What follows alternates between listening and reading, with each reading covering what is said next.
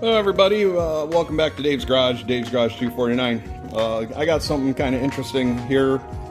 Finally got a pair of, these are DOT legal slicks. They're going to go on the Chevelle. Now the tires that are on, the back tires on the Chevelle are well over 20 years old, and they're Mickey Thompson Sporstsmans Pro. They're 33 diameter 2150s, which puts about almost 18 inches of tread width. So they're a good size tire. The problem with these tires is that they've been really well taken care of, but they're 20 some years old and they just don't hook at all. And they're just not safe to run, but I've had them on the car since I got it. And it was just time to move on to the next thing, which was putting some tires on it. So you cannot get those Mickey Thompson Sporstsmans Pros anymore, which kind of irritated me because I bought new Sportsman Pro fronts for the car about 2 years ago, and the idea was, you know, you have bias ply on all four corners. When I bought the car, it had radials on the front and the Mickey Thompsons on the back, so that made handling just a little teeny bit better. So then I find out you can't get the Sportsman Pros, but I would not have put a 2150 width back on the car. I was thinking 1850 because the tire width raises the pounds per square inch of the weight on the tire up a little higher than what I'd like to have it, and that is part of your formula for traction. Okay, so by weighing both of them with combinations of inner tube and tire, I've got this one. The closest I can get, this one is 34.2, and this one is 34.6. So I can live with that. That's trying to keep things equal so the suspension, both sides, the springs and the settings, you kind of maintain some kind of consistency there. Okay, so bottom line is that as best as we can without having a stack of slicks and tubes to go through like maybe a more professional team would be. This is just a street car. Maybe we'll visit the drag strip or airport drags, which coming up in Three Rivers on August 12th. I don't know if I'll be back in town in time, but weights, diameters, things matter, and keeping things consistent and the same from side to side just takes that question mark out of the equation if you have any issues. So another thing is what we'll be doing soon is mounting the tires onto the rims, and being that they're slicks, I'm going to go ahead and put some screws in the rim the old school way. So I made up this, this is a diameter that fits inside the lip of the rim, and then I'll have the screws equally spaced. You screw that to where that the head of the, or the point of the screw goes into the bead here, and then that prevents the slick from spinning on the rim. The tires that are on there now don't have that. Also, what's interesting is the reason why I'm keeping track of the weight too is I want to see if how much lighter these are than the Mickey Thompson Sporstsmans Pros, because once again, those things make a difference. And also just have that in your pocketbook of knowledge. So okay, so another critical thing about when you buy a set of tires, and now's the time to find out, is the all-important thing is diameter, circumference. Diameter is kind of a hard thing to judge in the pits with the air out of the tire, your lower pressures and the wrinkle wall, and eyeballing where the center line of the axle is and stuff. So really circumference is kind of a more rock solid guide as to, you know, which tire is bigger or smaller. And you can guess, if you know anything about stock car racing, tire diameters are used for steering control. So that's a trick of the trade. And making a car go straight, you can do all the suspension tuning you want to on the car, and you won't change a thing if your tire diameters are way different. So now's the time to check. If somebody got the memo at Summit's warehouse, which I think they did, they're supposed to ship these tires matched sets, and that's exactly what they did. I think this 100 is the diameter that they put on it. I got the 97.5 when I used the Handyman Secret Weapon seamstress tape. Just wrap that around and that gives you your circumference. Now, I know that these tires have been discontinued too, so I don't know how long these have been in the warehouse, but what can you do? They're discontinuing all kinds of tires. So this is the best choice I could make for the money. And they're both the same diameter, so that's good.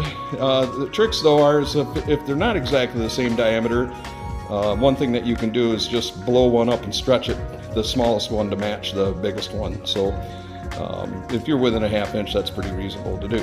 So just a word on that. That's something that you should do when you buy slicks, is measure them and make sure that you have them inflated to where that they're both the same diameter. Okay, the next step is getting the Mickeys off the back of the car. Got that done this morning. These things, I scaled them. Each one weighs 71 and 73 pounds. Hopefully we do a lot better than that with these. I think these will be much lighter, even with tubes. So I gotta use my guide here, my pattern that lays right in the rim, and tells me how to equally space the screws that will go into the bead of these tires, which keeps them from rotating on the rim. Yeah, you do hook up real good. Interesting thing too is the wear on these is interesting. So we'll see how the new slicks wear, because they're much softer and I won't get near as many miles. I have to hand it to these Mickey Thompson Sporstsmans Pros though. These things are 20-some years old and they're dried out and they don't even do a decent burnout, but they're still there and going down the road. So I got a friend that wants them for some fitting his Pro Street he's going to build. So that's that. Okay, so the next thing to do is I'm going to go ahead and pre-drill these rims while they're still on these old Mickeys.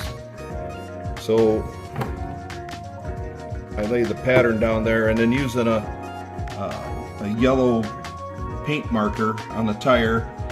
This doesn't have to be ultra precise for this application, and then anything higher level than this would be a bead lock anyways. So this is just old school precaution, but I'm not going to spend $1,000 a wheel on these old Pro Stars to have them bead locked. So I'm just going to do old school. So the next thing to do is to center punch and then drill a lead hole for the rim screws.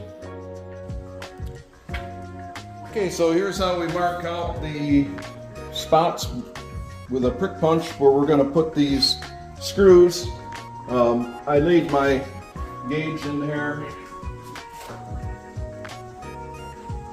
like so. That gives me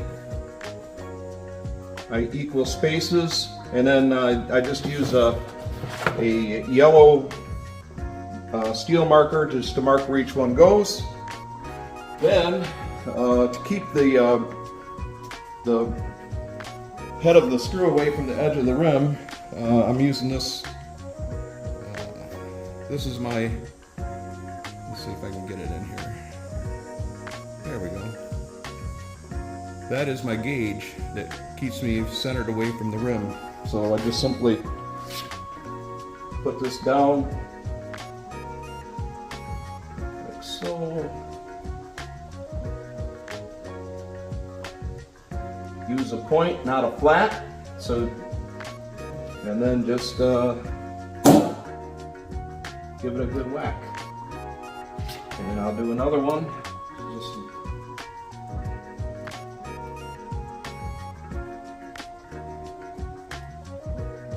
There's a little bit of finesse, you know, you want to make sure that you're straight up and down, and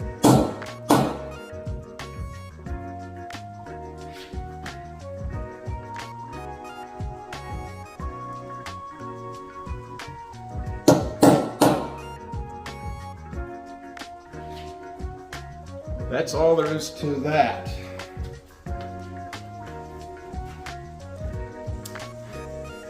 Okay, for drilling, what I do is they kind of recommend a 3/16 diameter drill for a number 14 sheet metal screw, but you're going at least an 1/8 inch, maybe 3/16 of an inch of aluminum, which is not sheet metal. So what you have to do is, first I drill kind of a lead hole with a smaller drill bit, so because the web is thinner and it will pick up my prick punch.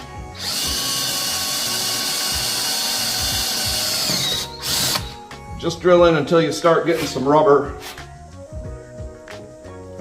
That's why I'm doing this on the old tires, because it doesn't matter.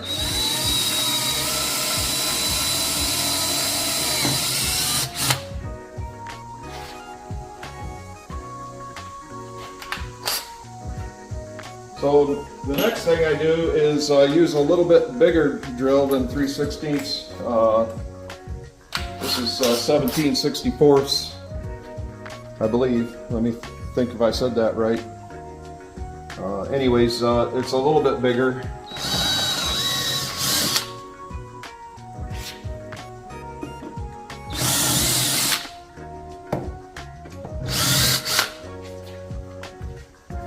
And then I deburr the hole with a chamfer tool.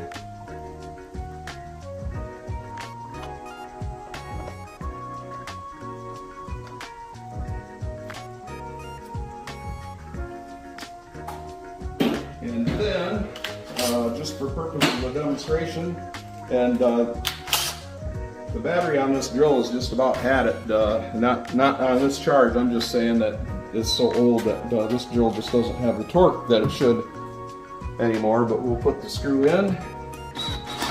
You can see it struggles.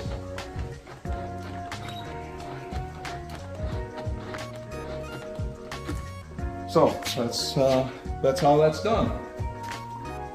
Any questions? Just put it in the comments. But this isn't my first time doing this. So anyways, we'll move on to the next thing. Probably going over and getting them broke down and then remounted. Okay, here we are at Scott Hans's garage. Got the first one mounted. Width-wise, we're about 4 or 5 inches narrower than the bad boy Mickeys that were on there. There's the tires that came off. They put about 17 inches of width on, and these are about 11 or 12.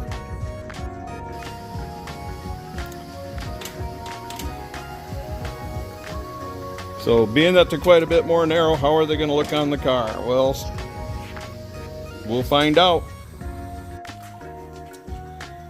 Alright, got one back on. See how it looks. Should be some big increases in clearance. See how it looks from the back. Yeah, not quite as massive looking, but diameter wise though, they're actually about the same, if not more. Let's look up in here and see. Looks good. Of course, look at there, there's like 5 inches of clearance there. And then on the chassis side, should see an increase in clearance on the chassis side. See it when it's down it, well, that's gonna have quite a bit of clearance.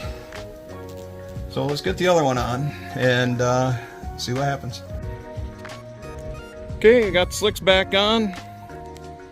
Really looks just about the same as it did before. Diameter's about the same. They're about 3 inches narrower though. So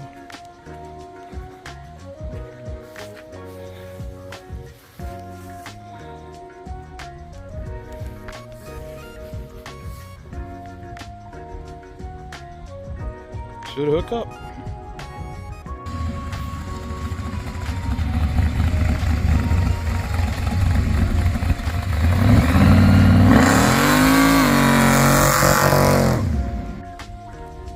Okay, so bottom line is you go out and look at the contact patch, and first thing I see right away is way too much air in the tires.